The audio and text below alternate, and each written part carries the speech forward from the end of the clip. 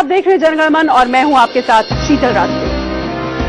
कुछ दिन पहले एक मुस्लिम प्रतिनिधि मंडल से मुलाकात के दौरान प्रधानमंत्री नरेंद्र मोदी ने कहा था कि मुसलमानों की मदद के लिए उनके दरवाजे आधी रात में भी खुले हैं। इस बार पहल आज शीतल रात्रि। कुछ दिन पहले एक मुस्लिम प्रतिनिधि मंडल से मुलाकात के दौरान प्रधानमंत्री नरेंद्र मोदी ने कहा था कि मुसलमानों की मदद के लिए उनके दरवाजे आधी रात में भी खुले हैं। इस बार पहल आरएसएस की तरफ से हुई है। संघ ने राष्ट्रीय मुस्लिम मोर्चा के बैनर तले एक इफ्तार पार्टी का आयोजन किया, जिसमें संगठन और पार्टी के कई बड़े चेहरे नजर आए। सवाल बड़ा है, क्या ये सारी कवायद इसलिए है कि मुसलमानों के बीच मोदी की इमेज बदली जा सके?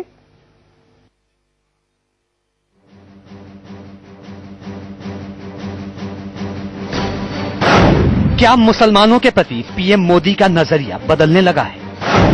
क्या मोदी देश हित में मुसलमानों को साथ लेकर चलना चाहते हैं? सवाल इसलिए क्योंकि शनिवार को आरएसएस ने पहली बार इफ्तार पार्टी दी, जिसमें मुस्लिम नेताओं के साथ कई मुस्लिम देशों के राजदूत को भी बुलाया गया। ये इफ्तार पार्टी आरएसएस से जुड़े मुस्लिम राष्ट्रीय मंच ने दी थी, लेकिन इसमें संघ प्रचारक इंद्रेश कुमार के साथ साथ बीजेपी नेता हर्षवर्धन भी शरीक हुए। मौका मजहबी आयोजन का था, लेकिन इंद्रेश कुमार इशारों ही इशारों में संघ के दिल की बात कह गए। वोट बैंक की राजनीति से और साम्राज्यवादी और विस्तारवाद की राजनीति से और कट्टरता की पंथीय धार्मिक नीति से ऊपर उठकर अगर सब लोग इस बात की तरफ बढ़ पड़े कि अपने अपने देश को खुशहाल करना है और विश्व में शांति और बंधुत्व लाना है, तो ये असंभव नहीं है। जो मेरे इंटरफेथ इंटर रिलीजन डायलॉग में उसमें मुझे लगता है वो संभव है। इंडिया न्यूज से बातचीत में संघ प्रचारक इंद्रेश ने कहा कि भविष्य में कुछ भी असंभव नहीं। तो क्या ये इशारा मोदी सरकार और मुस्लिमों के बीच नए रिश्ते के भविष्य की ओर है? सवाल है, मुस्लिमों के प्रति संघ के नजरिए में बदलाव की क्या वजह है? क्या संघ का उदार रुख मोदी सरकार के लिए भविष्य का नया संकेत है? ये कयास नाहक नहीं है। पिछले कुछ महीनों से मोदी देश भर के राष्ट्रवादी मुस्लिमों का एक बड़ा मंच तैयार करने में लगे हैं। पिछले 2 महीने में मोदी 60 से भी ज्यादा उलेमाओं के साथ 3 बैठकें कर चुके हैं। जम्मू कश्मीर में पीडीपी के साथ सरकार बनाकर भी मोदी ने मुस्लिमों के प्रति अपने नरम रुख का ही संकेत दिया है। तो लगता है कि जो विदेश में जो परिनिंदा होती है, सिर्फ और सिर्फ उसकी, चूंकि नरेंद्र मोदी जी भारत की अपनी निंदा से नहीं डरते हैं, जो मैं उनका स्वभाव जानता हूं। हाँ, विदेशों में किरकिरी ना हो, शायद उसको ध्यान में रख करके कि नहीं, हम तो देखिए मुसलमानों की रोजा इफ्तारी का भी हिस्सा हैं, ऐसा करके शायद ये संदेश वो देना चाहते हैं। हालांकि मुसलमानों के प्रति कड़े रुख को लेकर मोदी हमेशा से विपक्ष के निशाने पर रहे हैं, लेकिन ये भी सच है कि मोदी ने खुद कभी कोई सार्वजनिक तौर पर मुस्लिम विरोधी बयान नहीं दिया। Do you have any statement in my whole life I have ever said anything wrong against any religion, any religious book, any prophet, any God? Do you have any single sentence? How one can be anti? साफ है, अपनी कट्टर हिंदू छवि के लिए कड़ी आलोचना झेलते आए मोदी की मंशा मुसलमानों के बीच अपनी इमेज बदलने की है, और बहुत मुमकिन है कि आने वाले वक्त में मोदी के मंच पर मुस्लिम चेहरे भी दिखाई दें। दिल्ली से संजय शर्मा के साथ ब्यूरो रिपोर्ट, इंडिया न्यूज। तो ये कोशिश, जिसे एक सकारात्मक कोशिश कहा जाएगा, क्या इसकी मंशा असली जो कवायद ये नरेंद्र मोदी के लिए की जा रही है, इस पर चर्चा करने के लिए हमारे साथ खास पैनल जुड़ा हुआ है। हमारे साथ अनिला सिंह है, प्रवक्ता बीजेपी की, हमारे साथ रामकृपाल सिंह है, वरिष्ठ पत्रकार। इसके अलावा हमारे साथ स्टूडियो में विनोद बंसल, मीडिया प्रमुख बीएचपी के जुड़ चुके हैं। हमारे साथ मौलाना अंसार रजा धर्मगुरु भी स्टूडियो में जुड़े हुए हैं, और हमारे साथ राजीव त्यागी कांग्रेस के प्रवक्ता जुड़ेंगे। थोड़ी देर में हमारे साथ आरएसएस प्रचारक भी जुड़ेंगे, लेकिन सबसे पहले मैं रामकृपाल जी आपके पास ही आऊंगी। आरएसएस के विचारक भी हमारे साथ जुड़ेंगे, लेकिन उससे पहले मैं ये जानना चाहती हूँ कि ये जो कवायद, ठीक है, अच्छी सोच है, सकारात्मक पहल है, लेकिन ये कुल मिला के मोदी की इमेज को बोस्टर करने के लिए ये कोशिश हो रही है कि वो एक सेक्युलर व्यक्ति के तौर पर नजर आए, और क्या इसके इम्पैक्ट्स आपको होते हुए दिख रहे हैं? क्या सफलता कितनी हासिल होगी? कोई भी संगठन या कोई भी पॉलिटिकल पार्टी अगर किसी भी उद्देश्य से करेगी तो उसको ये माना जाएगा कि वो अपनी इमेज मेकिंग के लिए है। लेकिन मैं एक बात दूसरी कह रहा हूं कि अगर कोई एक अच्छी शुरुआत कहीं से भी वो हो रही है, किसी लेवल से भी हो रही है, चाहे जितने भी उस पर सवालिया निशान अतीत में उठे हों, लेकिन अगर मान लीजिए कि कल को कोई एक जिस भाईचारे, और मोदी जी जब कहते हैं 125 करोड़ हिंदुस्तानियों का हम नेता हैं, तो 125 करोड़ हिंदुस्तानी अगर वो कह रहे हैं तो उसको करके दिखाना चाहिए। तो उसके लिए अगर कोई पहल हो, देखिए कोई पहल अगर संघ की तरफ से होती है, खुद मोदी की तरफ से होती है, तो उसका स्वागत करना चाहिए। हर चीज में कहीं ना कहीं सवालिया निशान खड़ा करना, आखिर हमारे पास चॉइस क्या है, हम चाहते क्या है? देश एक है, देश एक रहेगा। तो इसमें यह है कि भाईचारा जितना बना रहे, जो भी संशय की दीवारें हैं उसको ध्वस्त किया जाए, उसको कहीं किसी भी लेवल से, मैं तो कहता हूं संघ ही नहीं, कहीं से भी इसकी अगर कोई गुंजाइश शुरू होती है तो हमें उसका स्वागत करना चाहिए। ठीक है, स्वागत योग्य ये कदम है, लेकिन मौलाना साहब आप इससे कितना संतुष्ट हैं? किससे?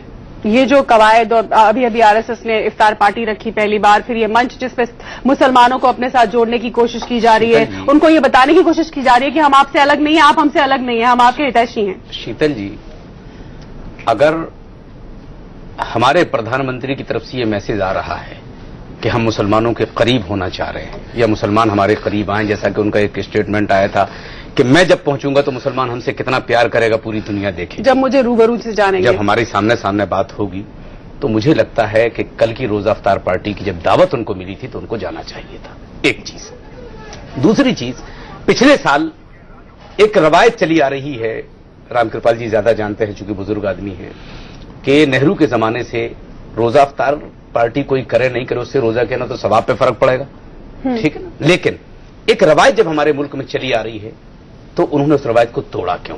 एक चीज। दूसरा, चलो पिछले बार तोड़ दिया था तो क्या इस साल उसे वो पूरा करेंगे? नहीं करेंगे, मैं जानता हूं कि वो नहीं करेंगे। फिर कैसे आप जोड़ेंगे? हमें कैसे अपने करीब लाने की कोशिश करेंगे? और अगर आपने हमें अपने करीब जोड़ना चाहा था तो आपको आरएसएस की बैसाखी की जरूरत नहीं थी। हम तो एक जमाने से कहते चले आ रहे हैं कि सिर्फ हमारे वजीर आजम ये कहते हैं कि भारत के मुसलमानों घबराने की जरूरत नहीं है, हम तुम्हारे साथ खड़े हैं। वो तो कह ही रहे हैं, वो ऐसे थोड़ी होता है। आप और किस तरह से? जी नहीं, देखिए कहने में अब तक उनके कहने में मुझे और करने में यही मुझे फर्क रहा समझाइए है। और किस तरह एक से? मिनट, आपने ये बोला मौलाना साहब कि एक बार वो सीधे हमसे बोल दे कि हम आपके साथ कह चुके हैं, लेकिन कहने से मुराद ये कि कुछ अमल भी करके दिखाएं।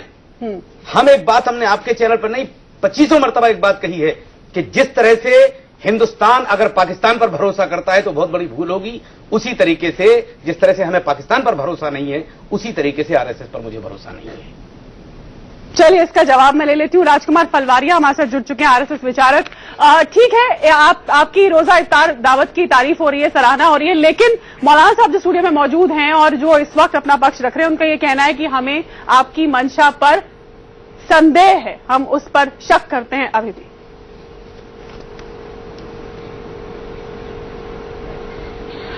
शीतल जी, मेरा ये मानना है कि आप इस शब्द को बार बार दोहरा रहे हैं कि राष्ट्रीय स्वयंसेवक संघ द्वारा रोजा अफ्तार पार्टी आयोजित की गई है। यही गलत है। नहीं, मुस्लिम राष्ट्रीय मंच की ओर से की गई थी, मुस्लिम राष्ट्रीय मंच की ओर से की गई थी, मुस्लिम राष्ट्रीय मंच। हाँ, तो आप ही का ऑफशूट है। राष्ट्रवादी मुस्लिम मंच के द्वारा की थी, वो स्वतंत्र और इंडिपेंडेंट, हमारी बात को सही कर दिया है इन्होंने, संगठन है कि वो ऐसा काम कर ही नहीं पर उसमें इंद्रेश कुमार थे कि नहीं थे? उसमें इंद्रेश कुमार थे कि नहीं? इंद्रेश कुमार शरीक हुए थे ना? राष्ट्रीय नहीं शीतल जी, मैं पूरी मेरी इसलिए कोई भी देश हित में कार्य होगा उसमें संघ हमेशा उसके साथ खड़ा होगा। राष्ट्र हित में जो भी कार्य होगा उसके हमेशा राष्ट्रीय संघ के साथ खड़ा है। इसलिए राष्ट्रीय मुस्लिम मंच के माध्यम से एक सकारात्मक प्रयास हुआ, इसलिए संघ के प्रतिनिधि को बुलाया, वो गए और जाना भी चाहिए। और राष्ट्रीय स्वयंसेवक संघ समाज को किसी धर्म जाति के आधार पर नहीं मानता है, वो इस देश के सभी संपूर्ण एक लोगों को एक रूप में मानता है। इसलिए जाति के आधार पर संघ ने न कभी चर्चा की है न चिंतन किया है। जब इस देश के अंदर कोई भी सामाजिक संगठन, कोई भी राजनीतिक संगठन देश हित में, राष्ट्र हित में अगर कार्य करता है तो राष्ट्रीय स्वयंसेवक संघ उसके साथ खड़ा है, उसके लिए खड़ा है, ये हमारा मानना है। इसलिए राष्ट्रीय स्वयंसेवक संघ के वरिष्ठ प्रचारक का उस कार्यक्रम में जाना एक सकारात्मक पहल थी और राष्ट्रवादी मुस्लिम मंच का एक प्रयास था, ना कि राष्ट्रीय स्वयंसेवक संघ का प्रयास। एक बात और पूछ लीजिए कि पीएम साहब को दावत दी थी इन्होंने? जी, वो तो मालूम ही होगा उनको। प्रधानमंत्री मोदी क्या इसमें इनवाइटेड थे और इनवाइटेड थे, शरीक नहीं हुए वो?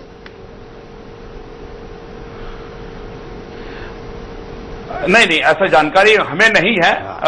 ये आप राष्ट्रवादी मुस्लिम मंच के कार्यकर्ताओं से पूछे कि क्या उन्होंने नरेंद्र मोदी प्रधानमंत्री जी को आमंत्रित किया था या नहीं किया था। ठीक है, राजीव काफी देर से कुछ कहना चाह रहे हैं। राष्ट्रवादी मुस्लिम मंच के पदाधिकारियों से पूछे जो स्वतंत्र रूप से इस देश के मुसलमान। राजीव त्यागी काफी देर से कुछ कहना चाह रहे हैं। राजीव, देखिए, मैं विगत 15 मिनट से आप लोगों की बात सुन रहा हूं। मैं अपनी 2 पंक्तियों से अपनी बात शुरू करता हूं भारतीय जनता पार्टी के लिए और आरएसएस के लिए। तुम्हें हिंदू की चाहत है, न मुस्लिम से अदावत है, तुम्हारा धर्म सदियों से तिजारत था, तिजारत है। तो भारतीय जनता पार्टी के लिए और आरएसएस के लिए प्रत्येक भारतीय तिजारत का विषय है। उनके लिए हिंदू भी तिजारत का विषय है और मुसलमान भी तिजारत का विषय है। कांग्रेस पार्टी की तरफ से मैं 2 बात यहां कहना चाहूंगा। कांग्रेस पार्टी ये मानती है कि देश को चलाने के लिए संविधान सबसे बड़ा है और देश की अनेकता में एकता को कायम करने के लिए जो वैदिक माइथोलॉजी कहती है कि वसुदेव कुटुंबकम की पूरा विश्व हमारा एक कुटुंब है, उस धारणा को लेकर के कांग्रेस 65 साल से आप लोग और कांग्रेस पार्टी कर रहे थे में प्रत्येक तरह के फूल और प्रत्येक तरह के हर। देखिए, सुनिए, बीच में मत बोलिए। अज्ञान का आपका विषय होगा अगर आप बीच में बोलेंगे।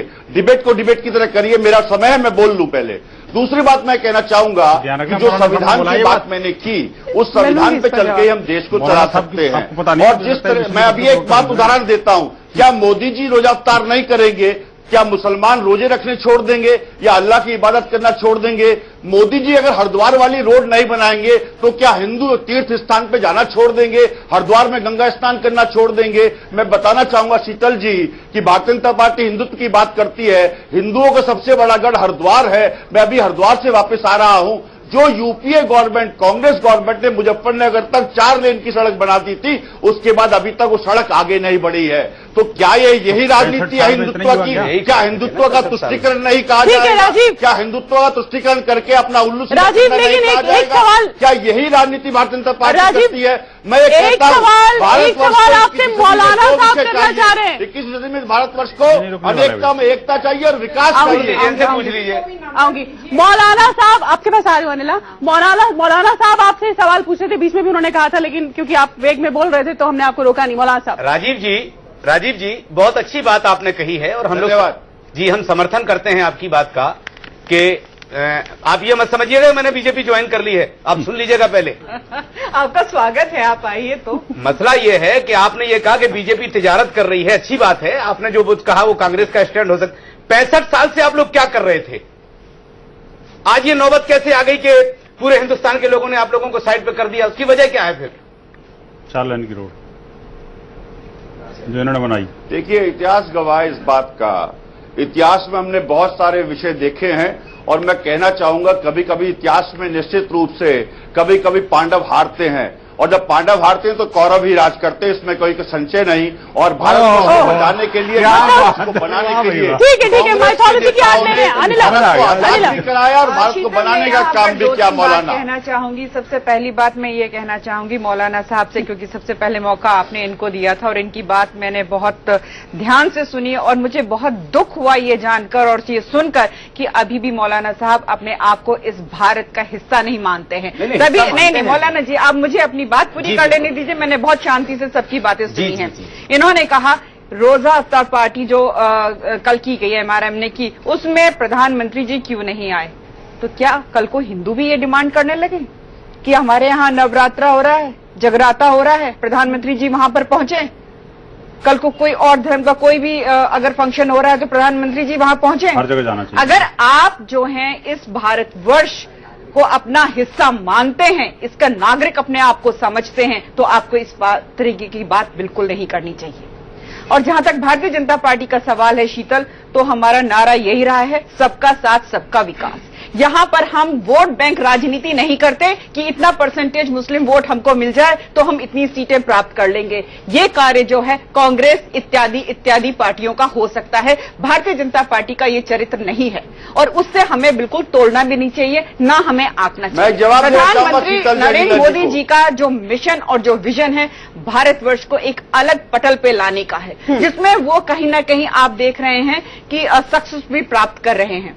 शायद ये बहुत बड़ी बेचैनी है कुछ वर्गों के लिए, पर यह है कि विरोधी दल जितना बेचैन होगा ये दर्शाता है कि हम अपने सही राह पर चल रहे हैं। तो मैं केवल और केवल ये कहना चाहती हूं कि अगर ये एक कदम उठाया है, एक अच्छा कदम उठाया है जो केवल पहली बार नहीं हुआ है, हमेशा से होता रहा है, परंतु नरेंद्र मोदी जी प्रधानमंत्री बने हैं तो इस बार उनको फिर से टारगेट करने का प्रयास किया जा रहा है। मौलाना साहब, मेरी बात समाप्ति पे है। शीतल जी ज्यादा मुझे मौका दे दीजिए, मेरी बात समाप्त होने दीजिए। तो यहाँ पर चाहे हमारे मुस्लिम भाई हो, चाहे सिख भाई हो, ईसाई भाई हो, हिंदू भाई हो, हमारे लिए नहीं, परंतु आपने उनको अलग करके बात करी है। नरेंद्र मोदी प्रधानमंत्री हैं इस देश, मुस्लिम भाई हो, चाहे सिख भाई हो, ईसाई भाई हो, हिंदू भाई हो, हमारे लिए नहीं, परंतु आपने उनको अलग करके बात करी है। नरेंद्र मोदी प्रधानमंत्री हैं इस देश के, भारतवर्ष के, और भारत जो है हमारी माता है। यहाँ पर रहने वाले जितने भी लोग हैं वो सब आपस में भाई बहन है। आप बंटवारा ना करिए, आप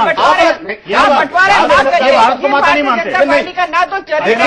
आप ये देखिए, मैं अपने उत्तर प्रदेश की बात कर सकती हूँ साहब कि प्रधानमंत्री नरेंद्र मोदी जी ने ऐसी ऐसी योजनाएं लेकर आ रहे हैं जहां पर आपको अच्छी तरीके से पता है कि जो हमारे मुस्लिम भाई हैं जो बहुत छोटे छोटे काम कर रहे हैं उनके लिए तो आप ये देख रहे हैं कि मौलाना साहब से जवाब ले लेते हैं, फिर मैं समाज में आगे बढ़े, और आप यहाँ पे बंटवारे की बात कर रहे हैं। देखिए, हमें एक बात बताइए, आपने बहुत आजादी के इतने सालों बाद कम से कम अपनी ये सोच बदलिए। सुन लीजिए, हमें ये बताइए, जब आपने इतनी बड़ी बात कही है कि मोदी जी मुसलमानों के लिए राजीव जी एक मिनट, राजीव जी एक मिनट, प्रधानमंत्री मोदी साहब ऐसी ऐसी स्कीमें ला रहे हैं, बहुत जरूरी सवाल है। मुंबई के मैटर पर क्यों नहीं बोले प्रधानमंत्री? महाराष्ट्र की सरकार ने किया है, 1947 तक गाइडलाइन कर दिया है, क्यों उनका बयान नहीं है? भारतीय झंडे का सम्मान किया था क्या? नागपुर के अपने मदरसे में जाकर जो है हमारे मदरसे बंद करवाना चाह रहे हैं, मैथ्स भी साथ में पढ़े, पढ़ाई जा रही है। आप ये बताइए, धर्म के साथ साथ अगर बाकी चीजें भी उनको पढ़ाई जा रही है, समाज में एक इक्वल प्रयास है, तो आपको क्या परेशानी हो रही है? कोई परेशानी नहीं, लेकिन उसमें पहले से मैथ पढ़ाई जा रही है, पहले से विज्ञान पढ़ाया जा रहा है। अच्छा, किसी और को भी सुन ले, विनोद बंसल। देखिए, पहले तो मौलाना साहब को एक बात का जवाब दे दूं, जो भारत माता की बात करते हैं, वास्तव में जो वंदे मातरम का विरोध करता है, जो भगवा को जलाता है, जो तिरंगे को जलाता है, और जो पाकिस्तान का झंडा लहराता है, ऐसा कोई व्यक्ति भारत माता का सपूत नहीं हो सकता। और ऐसे लोगों को समाज से जब तक आप तिरस्कृत नहीं करोगे, एक बात सुन लीजिए, पहली बात को मैं आपसे बोल रहा हूँ, आपको बोल रहा हूँ, मैं आपके लिए बोल रहा हूँ, मैं विशेष रूप से बता रहा हूँ आपको। मैं आखिरकार मुझे बताइए, ऐसे मदरसे क्यों चलाते हो आप लोग जिसमें मुस्लिम? राजीव जी आऊंगी, एक मिनट प्लीज, राजीव जी आपके पास आऊंगी, रुक जाइए। मैं एक बात कहना चाहता हूं कि आखिरकार पिछले 65 सालों में लगातार उनको समझ दे रहे हैं। अरे मैं आऊंगी आपके पास। देश की जो बर्बादी अभी तक हुई है, उस बर्बादी का सिलसिला अभी लोग हम उससे बाहर क्यों नहीं निकल पा रहे हैं? आखिरकार एक प्रगति का पथ अगर आगे बढ़ा है कहीं, मैं उस डिबेट में नहीं जाना चाहता कि आखिरकार वो इफ्तार पार्टी ठीक थी गलत थी, कोई भी व्यक्ति कुछ भी कर सकता, मुझे इस बात में कोई ऑब्जेक्शन नहीं है। लेकिन हाँ, अगर इस इफ्तार पार्टी को सरकार आयोजित कर रही थी अभी तक, वो गलत था। जो सरकारी मंत्री और सरकारी पदाधिकारी जाकर के हाफ स्कल टोपी लगा करके कहीं भी जाकर के मस्जिद में चले जाते थे, लेकिन आज तक किसी मैंने सरकारी अधिकारी को या किसी राजनेता को मैंने नवरात्रि को व्रत खुलवाते हुए नहीं देखा। मैंने नहीं देखा कोई होली दिवाली का त्योहार कहीं उसमें संसद भवन में मनाया जा रहा हो। आखिरकार ये जो भारत के बहुसंख्यक हिंदू समाज के साथ ये दुराव क्यों करते हैं, मैं जानना चाहता हूँ। अरे ये राजनेता करते हैं और आप लोग करवाते हो, हम लोग क्यों करवाते? देखिए, जो गए भी नहीं, एक तरफ तो वंदे मातरम का विरोध करते हो, एक तरफ पाकिस्तान का झंडा और आप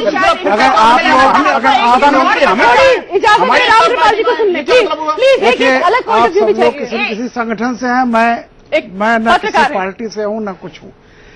एक मैं राजीव जी ने एक शेर पढ़ा था, मैं एक शेर पढ़ रहा हूं कि हिंदू भी मजे में है, मुसलमान भी मजे में, इंसान परेशान यहां भी है वहां भी। बात इंसानों की होनी चाहिए यार। एक और राजनीति की दरिद्रता तो देखिए कि बात जोड़ने की हो रही थी, उसमें भी ऐसा लग रहा है कि जैसे कोई युद्ध हुआ हो, ऐसा आकेजन। अरे कुछ आकेजन हम गांवों से सीखें लोग। दुश्मन भी ऐन मौके पर बेटे की शादी में वहां जाता है। एक ये कुछ ऐसी चीजें बंधन होते हैं। एक पॉजिटिव चीज हुई है ना, कल कोई निगेटिव चीज तो नहीं हुई। संघ और चाहे जो भी मुसलमान, मैं कहता हूं राष्ट्रवादी संगठन हो, मुस्लिम और राष्ट्र संघ जिसके बारे में माना जाता है संघ बड़ा भारी वो है, अगर वो एक जगह पे आते हैं, आपत्ति किस बात? ऐसा बम्बार्डमेंट शुरू हो रहा है, ऐसा बम्बार्डमेंट उस पर। और हम देखिए कहां से बात शुरू करके हम मोदी जी ने इतनी योजनाएं लाई, वो कह रहे हैं सड़क चौड़ी नहीं की। अरे भाई, बात दिलों के जुड़ने की हो रही है, इसमें सड़क चौड़ी बाद में हो जाएगी। पूरा चैनल बहस पर है या मोदी जी की योजनाओं पर आप फिर बात कर लीजिएगा। मेरा सिंपल ये कहना है कि देखिए, रोशन कहीं बाहर के इम्का हुए तो हैं, शुरुआत कहीं से भी हो। एक बच्चा कर रहा है, दिया किसने जलाया, ये मत पूछो कौन जला के गया है, रोशनी कहां तक हो रही है देखना। इंसान की बात करो, हिंदू की बात मत करो, मुसलमान की बात मत करो, इंसान की बात करो। जो भारतीय इंसान है, जो राष्ट्र में रहते हैं, जिनके लिए देश की बात है, उनकी बात करो। ठीक है, कभी तो हमें राजनीति से ऊपर उठना चाहिए। इसमें मैं एक बात जोड़ना चाहता हूं। इसमें मुझे बड़ा दुख होता है इस बात को देख करके कि इस देश का बहुसंख्यक हिंदू समाज और जिसके ज्यादातर राज्यों में हिंदू जो बाहुल्य राज्य हैं, वहां पर अनेक बार मुस्लिम मुख्यमंत्री बने, मुस्लिम राष्ट्राध्यक्ष बने, मतलब राज्यपाल बने, और मुस्लिम हमारे राष्ट्रपति बने। इस बात का हमें फख्र भी है। लेकिन क्या कभी जम्मू कश्मीर में कोई हिंदू मुख्यमंत्री बना? क्या किसी हिंदू, जहां हिंदू डोमिनेटेड एरिया नहीं है, जहां हिंदू अल्पसंख्यक है, वहां कोई हिंदू मुख्यमंत्री बना? क्यों नहीं बना भाई? क्या वहां पर हिंदू अल्पसंख्यक नहीं है? अरे भाई, मैं सबसे कह रहा हूं, आपसे भी कह रहा हूं, आप मुख्यमंत्री बना तो है। अरे मुख्यमंत्री का मतलब राजीव जी, आखिरकार यही कारण है। शुरुआत हुई है, अगर तो आपको क्या आपत्ति है? शुरुआत तो हुई है, उनको करो। शुरुआत तो हुई है। तमाम लोग पैनल के ये कह रहे हैं कि शुरुआत तो हुई है, इसमें क्यों राजनीति देख रहे हैं, राजनीति कर रहे हैं? जी, इन्होंने तो करना ही है। देखिए, ना तो हम राजनीति कर रहे हैं और ना हम निश्चित रूप से कहीं भी समाज का विलगाव करने का कार्य कर रहे हैं। मैं रामकृपाल जी की बात से पूर्णतः सहमत हूं कि बात भारत की और भारतीयता की होनी चाहिए। क्या ये भारत माता की जय होगी जब कश्मीर में झंडे पाकिस्तान के बुलंद होते हैं? क्या ये भारत माता का सम्मान होगा जब आईएसआईएस के झंडे, पाकिस्तान के झंडे हम लोग कश्मीर में देखते हैं? क्या ये भारत माता का सम्मान होगा जब हम मसलत आलम को छोड़ने का काम करते हैं? मैं पूछना चाहूंगा भारतीय जनता पार्टी के अपने मित्रों से, और दो बातों से अपनी बात खत्म करना चाहूंगा। दादू दयाल जी ने कहा है कि दोनों भाई हाथ पग, दोनों भाई के नैन, दोनों भाई कान है हिंदू मुसलमान। हम लोग इस जज्बे के साथ रहे, हम लोगों ने इस जज्बे से मिलकर के भारतवर्ष को बनाने का काम किया, भारत माता को आगे, भारत माता के आगे शीश झुकाने का काम किया। क्या एपीजे अब्दुल कलाम से लेकर के, सिराजुद्दौला से लेकर के, अब्दुल हमीद से लेकर के, अशफाक उल्लाह से लेकर के, जवाहरलाल नेहरू से लेकर के, लाल बहादुर से लेकर के, पटेल साहब से लेकर के, महात्मा गांधी से लेकर के, सबका देश को, इंदिरा गांधी से लेकर के, सबको देश को बनाने का योगदान नहीं है। और मुसलमानों की तरफ से एक शेर पढ़ देता हूं मोदी जी को और आरएसएस को कि हमने मनाई जंग के मैदान में बंगाल के शिराज से अब्दुल हमीद तक भाषण दे रहे हो, बाबा की मांगे जिद्दत तो देखिए। अच्छा, आप अपना काउंटर भी सुन रहे हैं कि नहीं सुन रहे हैं? मौलाना साहब क्या कह रहे हैं? साजिश करी हो राजीव जी, ये अगर सुनते होते तो फिर देश की हालत बुरी होती। तो इसका मतलब ये नहीं है कि वो दूसरे की निष्ठाओं पर प्रश्न लगाने। ठीक है, आपकी बात खत्म हुई। मौलाना साहब ने बहुत अहम बातें कही, उनका भी जवाब दे देंगे मौलाना साहब। राजीव जी, बहुत अच्छी बात आपने कही है कि हम चाहते हिंदू मुसलमान एक तरफ रहे, और हमने अशफाक उल्लाह खान की भी बात आपने कर दी, अब्दुल हमीद की भी बात कर दी। उस वक्त आप लोग कहां चले जाते हो जब 26 जनवरी और 15 अगस्त को परेड निकलती है तो मुसलमानों को हुक्का पीते हुए दिखाते हो? ये कौम खाली हुक्का पीने वाली है क्या? इस कौम ने 90,000 गर्दनें कटवाई हैं, तब जाकर के भारत हमें मिला है। आप उसका तज़किरा क्यों नहीं करते हैं? चलिए, एक छोटे से ब्रेक का वक्त हो रहा है। बहस गरबा घर में तमाम मेहमानों के पास लौटूंगी, जनता भी यहाँ मौजूद है, उनके पास भी बहुत सारे सवाल है। छोटे से ब्रेक के बाद जनगणमन जारी है। मैं एक बार फिर आपका स्वागत है, और इस वक्त ब्रेक के बाद अब बारी है जनता के सवालों की। बहस हम देख रहे थे ब्रेक से पहले। कोई आप सवाल पूछना चाह रहे हैं? माइक दे दीजिए उन्हें।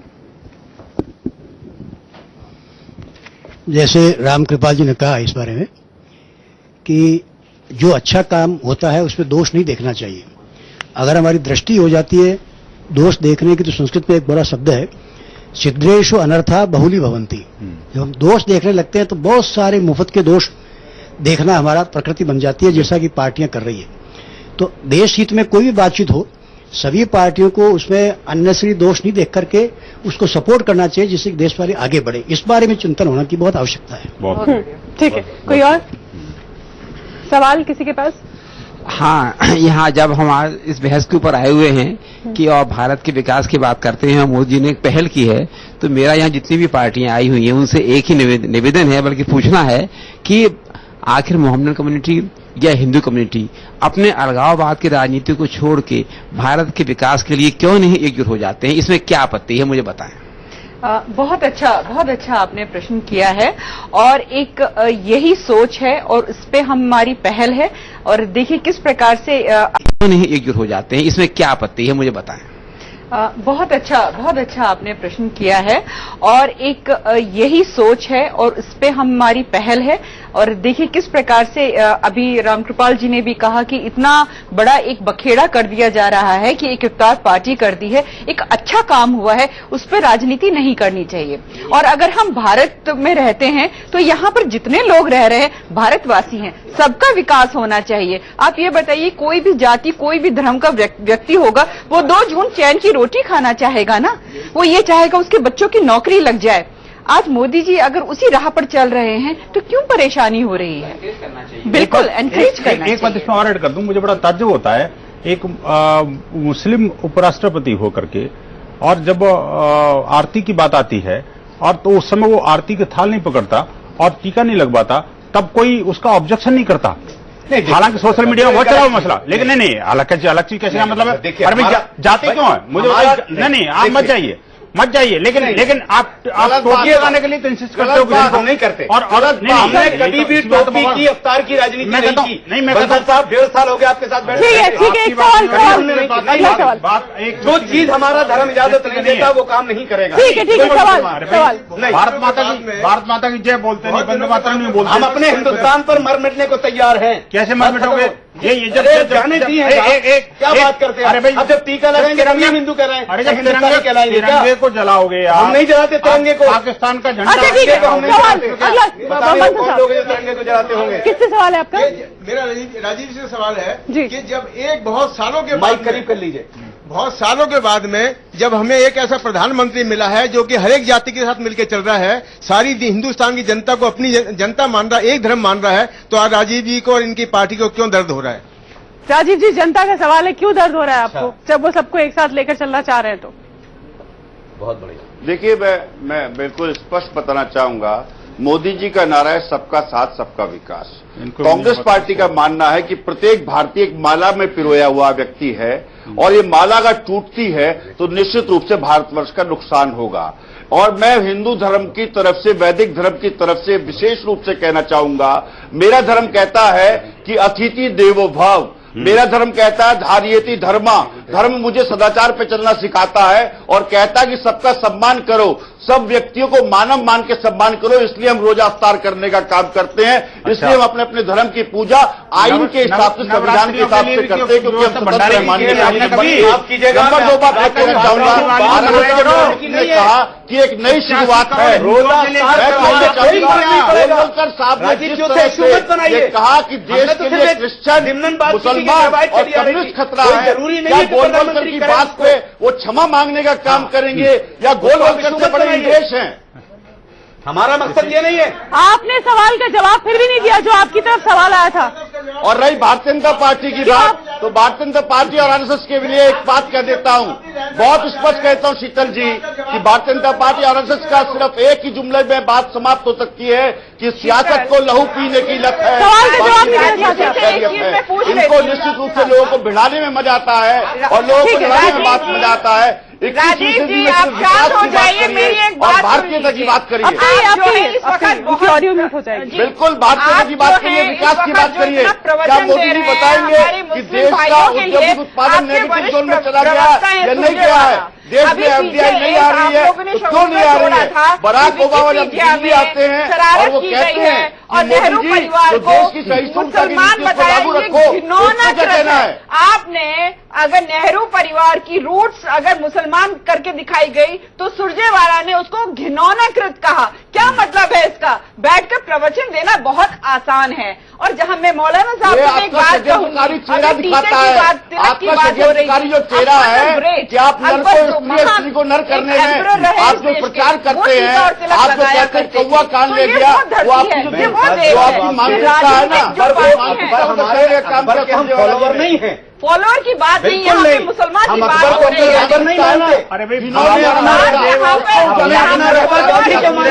अकबर को नहीं माना। नहीं, इस धरती की बात हो रही है मौलाना साहब, भारतवर्ष की बात हो रही है, हिंदुस्तान की बात हो रही है।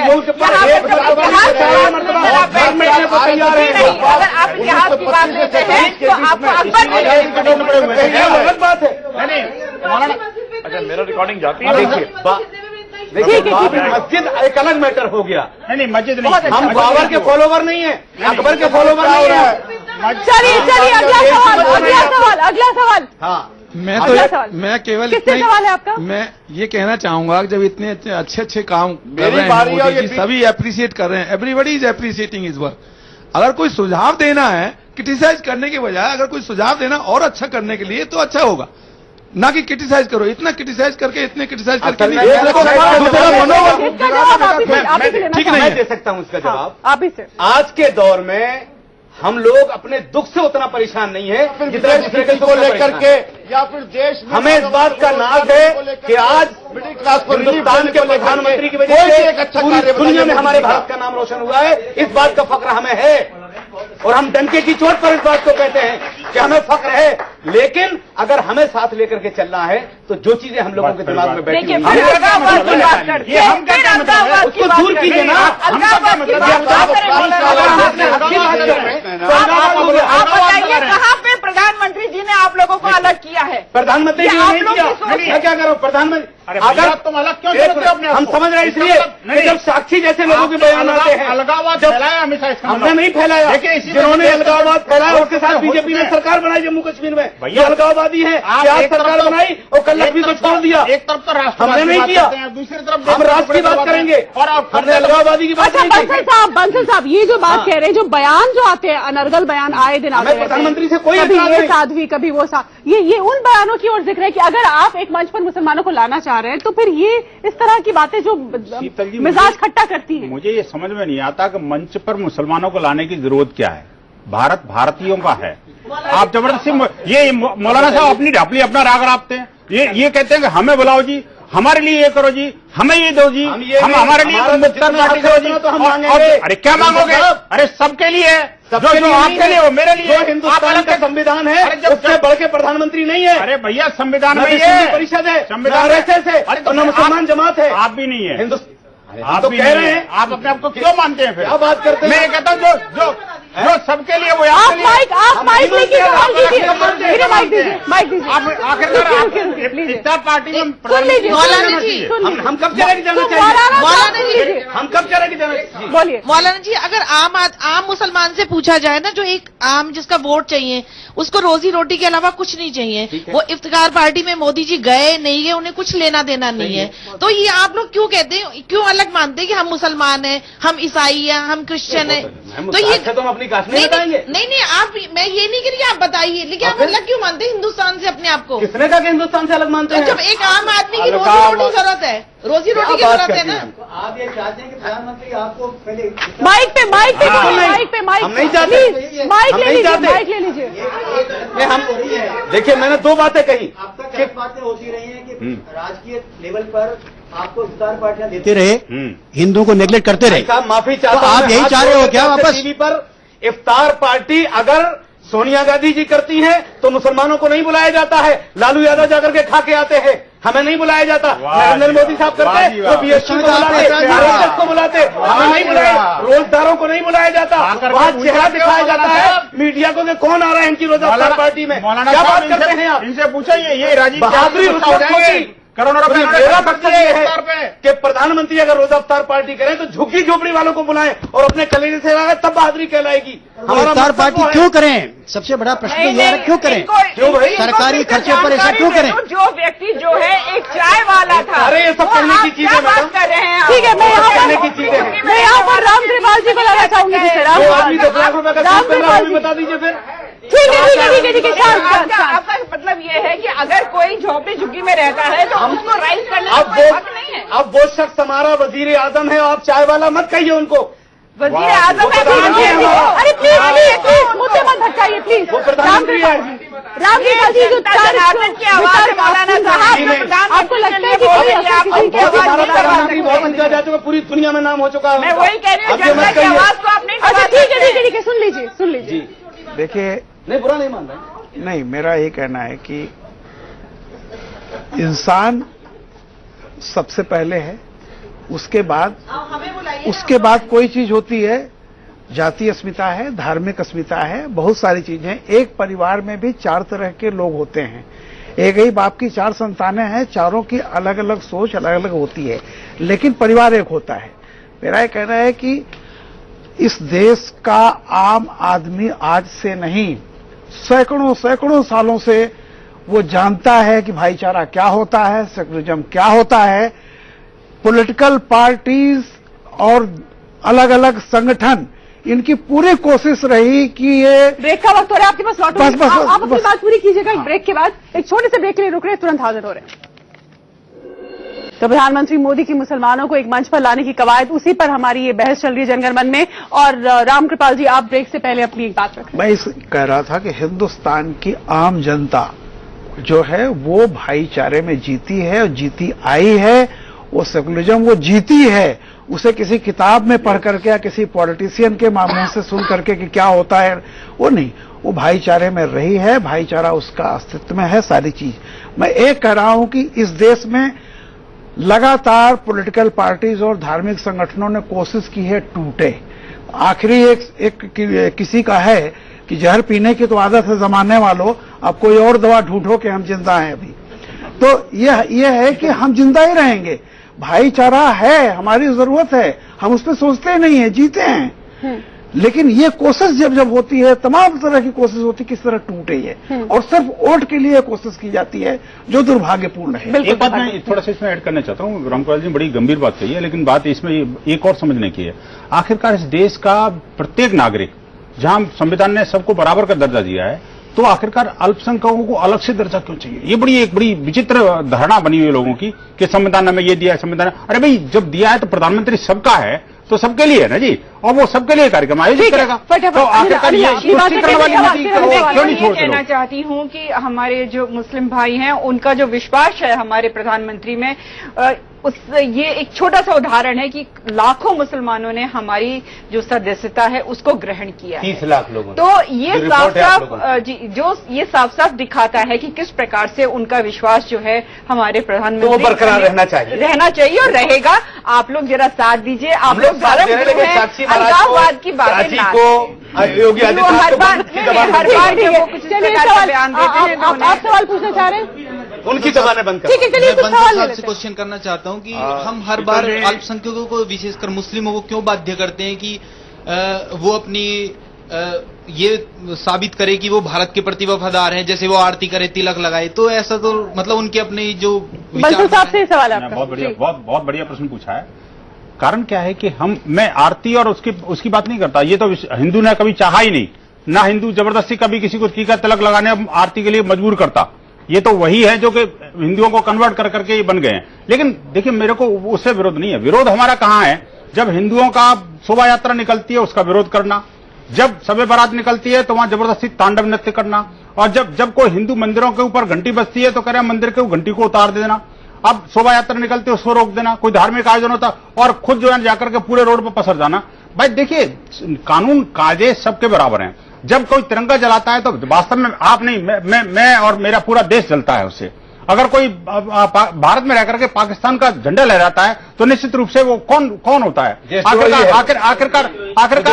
आखिरकार जिहादी इस्लामिक आतंकवाद के नाम पर जो पूरे दुनिया की शांति को भंग करता है वो कौन है? आखिरकार ऐसे लोगों को चिन्हित करने की आवश्यकता है। मेरा विरोध उनसे है, मेरा विरोध उनसे नहीं है जो टीका लगाने। कोई आया नहीं है, हमें पूजा पद्धति से कोई फर्क नहीं पड़ता हमें, लेकिन मैं हिंदू हूं इस बात का मुझे गर्व है, और मेरा भारत जो है ना हिंदू राष्ट्र है इस बात का मुझे गर्व है। हिंदू राष्ट्र का मतलब है कि हिंदू धर्म, संस्कृति, इतिहास उसके महापुरुषों में उसकी निष्ठा होनी चाहिए, और भारत की संस्कृति के प्रति उसका सम्मान का भाव होना चाहिए। अलगाववाद नहीं फैलाए। बात रखी क्योंकि अगला सवाल ठीक है। अगला सवाल शीतल जी, मेरा भी इसमें मानना है। शीतल जी जी चलिए एक बार उनका एक कमेंट ले लेते हैं। जी प्लीज रखिए। राजकुमार जी। शीतल जी, हाँ शीतल जी, मेरा मानना है कि पिछले 60 सालों में इस देश के राजनीतिक दलों ने इस देश को तोड़ने के लिए समाज को अलग अलग खंड खंड में बांटा है, लेकिन राष्ट्रीय स्वयंसेवक संघ का यह मानना है इस देश में रहने वाला प्रत्येक व्यक्ति इस देश का भारतीय है और हिंदू है। और जब राष्ट्रीय स्वयंसेवक संघ हिंदू समाज का संगठन करता है, लेकिन इसका भी स्पष्ट करते हैं कि जब हिंदू की बात करते हैं तो इसका अर्थ यह है इस देश को मातृभूमि मानने वाला, जिस राष्ट्रवादी मुस्लिम समाज की बात करते हो, वह संगठन ये कहता है ये हिंदुस्तान हमारा मातृ वतन है, ये हमारा देश पुण्य भूमि है, ये देश हमारा मां के समान है। कोई भी इस देश का व्यक्ति जो इसको मातृभूमि, पुण्य भूमि, इस देश के इतिहास को, इस देश के महापुरुषों को अपना मानता है, वो राष्ट्रीय स्वयंसेवक संघ का मानना है वो इस देश का भारतीय है, वो हिंदू है। चाहे उसका पूजा पद्धति अलग हो सकती है, मत अलग हो सकती है, संप्रदाय अलग हो सकता है। इसलिए इस देश में कोई भी सामाजिक संगठन, कोई भी नेतृत्व अगर आज काम करता है तो राष्ट्रीय स्वयंसेवक संघ, चाहे रोजा अफ्तार की पार्टी हो, चाहे कोई, मैं कहता हूं ईसाई समुदाय कोई कार्यक्रम करता है, अगर वो राष्ट्र हित में काम करता है तो राष्ट्रीय स्वयंसेवक संघ उसके साथ खड़ा है। संप्रदाय अलग हो सकता है, उसकी पूजा पद्धति अलग हो सकती है, वो किसी भी मतांतर को माने, लेकिन राष्ट्र उसके लिए सर्वोपरि होना चाहिए। इसलिए राष्ट्रीय स्वयंसेवक संघ का पहला और अंतिम ध्येय। राजीव जी, आपका कमेंट लेकिन जल्दी से रखिएगा क्योंकि हमारे पास वक्त खत्म हो रहा है, आपके पास बस कुछ सेकंड है। व्यक्ति देखिए, मेरा एक ही कमेंट है मेरा कि आरएसएस, वीएचपी और बीजेपी ना तो हिंदुओं की ठोकेदार है, ना कोई मुस्लिम संगठन या मुसलमान। इन्हें आरएसएस के बारे में ज्ञान ही नहीं है। राजीव जी, आरएसएस के विषय में पढ़कर आइए, फिर बात करिए। हम लोग रोजगार चाहते हैं, हम लोग बेहतर जिंदगी चाहते हैं, बात कर रही है, ये भी सुन लो, बनाने की बात करें। आखिरी सवाल। हाँ जी भैया, जल्दी से आखिरी सवाल फटाफट। मेरा सवाल मौलाना साहब से है।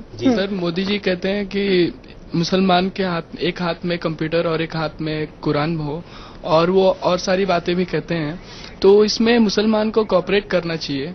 इसमें क्वेश्चन करने की जरूरत क्या है? इसमें क्वेश्चन नहीं, वो कुछ भी कहते, वो छोटी से ठीक है, आप जवाब ले लें, समय खत्म हो रहा है। 11 स्टेटों में, अलग अलग स्टेटों में मदरसा बोर्ड चल रहे हैं जो गवर्नमेंट ऑफ इंडिया के मार्फत चल रहे हैं, शिक्षा एचआरडी के ताल्लुक से चल रहे हैं, और वही तालीम हो रही है जो एचआरडी के दूसरे मदरसों में हो रही। लेकिन एक सेक्शन हमारे यहां जो मजहबी तालीम का है, वो अगर आप कहेंगे कि आप खत्म कर दो तो वो खत्म नहीं है।